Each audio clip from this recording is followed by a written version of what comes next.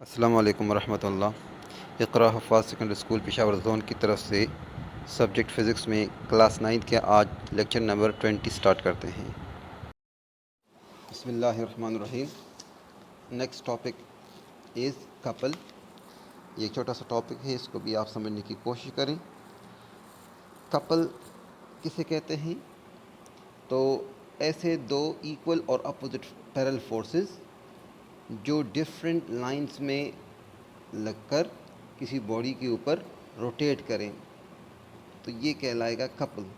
To equal and opposite parallel force acting along different lines on a body constitute a couple. اس کو couple کہیں گے کہ اگر کسی باڈی کے اوپر دو فورسز جو ایکول بھی ہو، اپوزٹ ڈائریکشن میں بھی ہو اور ایک لائنز میں نہیں لگ رہی، یعنی دونوں کی لائنز آف ایکشن وہ ڈفرینٹ ہو، ایک لگ رہی ہے اوپر کی طرف اور دوسری لگ رہی ہو نیچے کی طرف، تو اب یہ ایک کپل فورس کہلائے گا۔ اب یہ یاد رکھیں کہ کپل فورس ٹرانسلیشنل موشن بھی پیدا نہیں کرتا بلکہ صرف روٹیشن پیدا کرتا ہے۔ دوسری بات یہ ہے کہ کپل فورس کا جو ریزلٹنٹ فورس ہوتا ہے وہ زیرو ہوتا ہے۔ وجہ اس کی یہ ہے کہ ایک فورس اپورڈ لگ رہا ہے، دوسرا ڈاؤن ورڈ لگ رہا ہے، دونوں کی ایکول میگنیچیوڈ، ڈائریکشن اپوزٹ، تو اگر دونوں فورسز کو آپ ایڈ کریں گے تو اس کا ریزلٹنٹ فورس زیرو آئے گا۔ لیکن کپل کا جو ریزلٹنٹ ہوتا ہے، ریزلٹنٹ آف دا کپل، وہ زیرو نہیں ہوتا۔ کیوں زیرو نہیں ہوتا؟ کیونکہ یہ ایک مومنٹ، ایک روٹیشن کو پیدا کرتا ہے۔ تو جب روٹیشن پیدا کرتا ہے تو جب ریزلٹنٹ فورس زیرو ہو تو پھر تو اس باڈی کو ریسٹ میں ہونا چاہیے، لیکن یہاں ریسٹ میں نہیں آتا۔ اس کا مطلب یہ ہے کہ ریزلٹنٹ فورس زیرو ہیں، ریزلٹنٹ فورس زیرو ہیں، لیکن ریزلٹنٹ آف دا کپل وہ زیرو نہیں ہے، کیونکہ کپل کے اندر، باڈی کے اندر روٹیشن پیدا ہو جاتی ہیں، تو اس وجہ سے کپل کا ریزلٹنٹ زیرو نہیں ہوتا۔ اسی کے ساتھ جو shortest distance between two couple forces اس کو کپل آرم کہتے ہیں۔ دو فورسز کے درمیان، دونوں فورس کے جو کپل کا جو شارٹیسٹ ڈسٹینس ہے اس کو کپل آرم کہتے ہیں۔ اب اس کی بہت سی ایگزامپل ہیں۔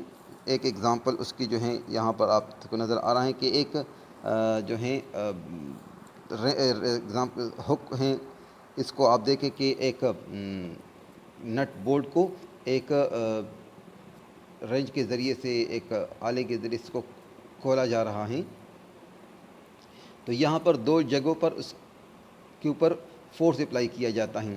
اب ایک فورس اوپر کی طرف لگ رہا ہے اور دوسرا فورس نیچے کی طرف لگ رہا ہے، تو یہاں پر جو فورس دائیں طرف والا جو فورس ہے وہ اوپر کی طرف اور بائیں طرف والا فورس نیچے کی طرف لگ رہا ہے۔ اب یہ دونوں force equal in magnitude, opposite in direction, لیکن ایک کا لائن آف ایکشن اوپر کی طرف، دوسرے کا لائن آف ایکشن نیچے کی طرف، دونوں ایک ہی لائنز میں نہیں لگ رہے ہیں، لہذا اس کا جو ریزلٹنٹ ہوگا وہ تو زیرو ہوگا، ریزلٹنٹ فورس۔ لیکن ریزلٹنٹ کپل جو ہیں یہ زیرو نہیں ہے بلکہ یہ روٹیشن پیدا کرتا ہے، اس کے ذریعے سے یہ نٹ جو ہے وہ لوز ہو جاتا ہے یا ٹائٹ ہو جاتا ہے۔ اور اب اس دونوں ہاتھوں کے درمیان جو فاصلہ ہیں اس کو کہتے ہیں کپل آرم، اس کو کہتے ہیں کپل آرم۔ اسی طرح اس کے اور بھی ایگزامپل ہیں، جیسے آپ کو نظر آ رہے ہیں ایک بک کے اوپر اگر ایک فورس لگ رہا ہے، ایک نیچے کی طرف ایک اوپر کی طرف، تو اس کی وجہ سے کیا ہوگا کہ یہ بک روٹیٹ کرنا شروع کرتی ہے، تو یہ روٹیشن جو ہے ان دو فورسز کی وجہ سے ہیں، اور ان دونوں فورسز کا جو ریزلٹنٹ فورس ہے وہ تو زیرو ہیں، لیکن جو ریزلٹنٹ آف دا روٹیشن ہے وہ زیرو نہیں ہے بلکہ وہ اس طرح ٹرن کرتے ہیں۔